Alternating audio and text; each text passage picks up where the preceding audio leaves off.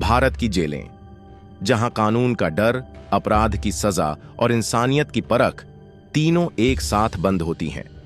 जहां एक अपराधी सिर्फ अपनी सजा नहीं काटता, बल्कि कभी-कभी इंसान होने की पहचान भी खो देता है। पर क्या आपने कभी सोचा है कि भारत की जेल व्यवस्था असल में काम कैसे करती है? कौन लोग जेल में जाते हैं? कैदियों की जिंदगी कैसी होती है? क्या वहां सुधार होता है या अपराध और भी गहरा जाता है? इस वीडियो में हम आपको लेकर चलेंगे भारत की जेलों के अंदर, वहां की व्यवस्था, सजा देने की प्रक्रिया और कैदियों के जीवन की कड़वी सच्चाई के बीच। भारत में जेल व्यवस्था की जड़ें ब्रिटिश शासन से जुड़ी हैं। 1835 में लॉर्ड मैकाले की अगुवाई में जेल सुधार समिति बनी थी। फिर 1894 में बना प्रिजन एक्ट, जो आज भी भारत में जेलों के संचालन की बुनियाद है। हालांकि समय समय पर सुधार हुए, लेकिन यह कानून अब भी हमारी जेलों की आत्मा बना हुआ है। भारत की जेलें राज्य सरकारों के अधीन होती हैं, यानी हर राज्य अपनी जेलें चलाता है, लेकिन एक समान फ्रेमवर्क के तहत। भारत में 3 प्रमुख प्रकार की जेलें होती हैं: central jail, district jail, sub jail. इनके अलावा कुछ विशेष जेलें होती हैं, जैसे open jail, women jail, borstal school किशोरों के लिए और हाई सिक्योरिटी जेलें। अब सवाल ये है, कोई अपराध होने के बाद अपराधी कैसे जेल तक पहुंचता है? सबसे पहले पुलिस केस दर्ज करती है, फिर आरोपी को गिरफ्तार कर न्यायिक मजिस्ट्रेट के सामने पेश किया जाता है। यहां से 2 रास्ते बनते हैं, या तो आरोपी को जमानत मिल जाती है या फिर उसे न्यायिक हिरासत में भेज दिया जाता है, यानी जेल। अगर केस लंबा खिंचता है तो आरोपी सालों जेल में रहता है, बगैर दोषी साबित हुए। इसे अंडर ट्रायल कहा जाता है।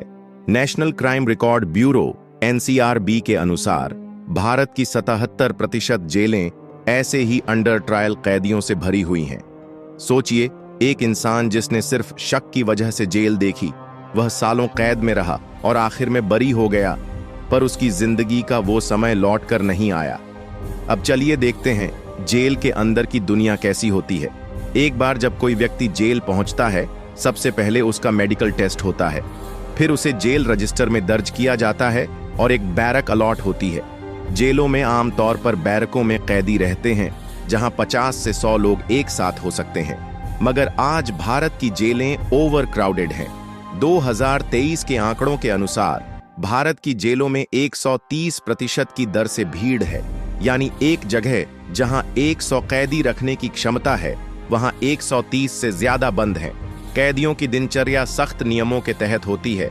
सुबह 6 बजे उठना, हाजिरी देना, फिर शौच, सफाई, काम पर लगना, जैसे जेल की रसोई, बागवानी, जेल इंडस्ट्री, सफाई आदि। दोपहर में खाना, जो अक्सर बेस्वाद और कम पोषण वाला होता है। फिर दोबारा काम या बैरक में रहना और शाम को काउंटिंग के बाद लॉकअप। कैदियों को पत्र लिखने की अनुमति होती है और कुछ मामलों में परिवार से मिलने की भी। पर मिलाई का समय सीमित और कई औपचारिकताओं से भरा होता है। अब सवाल है, क्या जेल का उद्देश्य सिर्फ सजा देना है? नहीं। कागजों में तो जेलें सुधार गृह यानी करेक्शनल होम्स कहलाती हैं, लेकिन असलियत में हालात कुछ और हैं। भारत की कई जेलों में अब सुधार कार्यक्रम चलाए जाते हैं, जैसे स्किल डेवलपमेंट, शिक्षा, आर्ट एंड क्राफ्ट, योग, संगीत, वोकेशनल ट्रेनिंग आदि। कई NGO और सरकारें मिलकर कोशिश कर रही हैं कि कैदी सजा पूरी कर समाज में वापस जाए तो एक बेहतर इंसान बने। पर हर जेल में ये सुविधाएं नहीं हैं और मानसिक स्वास्थ्य यानी मानसिक बीमारियों को तो अब भी नजरअंदाज किया जाता है। एक रिपोर्ट के अनुसार 25% से ज्यादा कैदी डिप्रेशन, एंग्जाइटी और PTSD से ग्रसित होते हैं। एक और सच्चाई है, जेलों में जातिगत भेदभाव, भ्रष्टाचार और हिंसा। दलित और आदिवासी समुदाय डिस्प्रोपोर्शनली ज्यादा जेलों में हैं, कभी झूठे केसों में, कभी बिना कानूनी सहायता के। कई बार जेल स्टाफ द्वारा टॉर्चर, रिश्वतखोरी और महिलाओं के साथ दुर्व्यवहार की खबरें भी आती हैं। महिलाओं की जेलों में सैनिटेशन की समस्या, मेडिकल सुविधाओं की कमी और मातृत्व का दर्द, इन सब पर समाज का ध्यान कम जाता है। अब बात करते हैं सजा की प्रक्रिया की। जब कोई व्यक्ति कोर्ट में दोषी सिद्ध होता है तो जज उसे सजा सुनाते हैं, जैसे उम्र कैद, फांसी या कुछ सालों की कैद। भारत में मौत की सजा बहुत कम मामलों में दी जाती है, जैसे आतंकवाद, रेप, मर्डर आदि, और यहां भी सुप्रीम कोर्ट ने रेयरेस्ट ऑफ द रेयर मामलों में ही फांसी की इजाजत दी है। परंतु क्या जेलें वाकई एक व्यक्ति को सुधार देती हैं, या वहां जाकर एक पेटी क्रिमिनल एक बड़ा गैंगस्टर बनकर बाहर आता है? जेलों में गैंग्स का कंट्रोल, मनी पावर और बाहरी दुनिया से जुड़ाव, ये सब भी एक काली हकीकत है। कई बार तो जेल से ही आपराधिक नेटवर्क ऑपरेट होते हैं।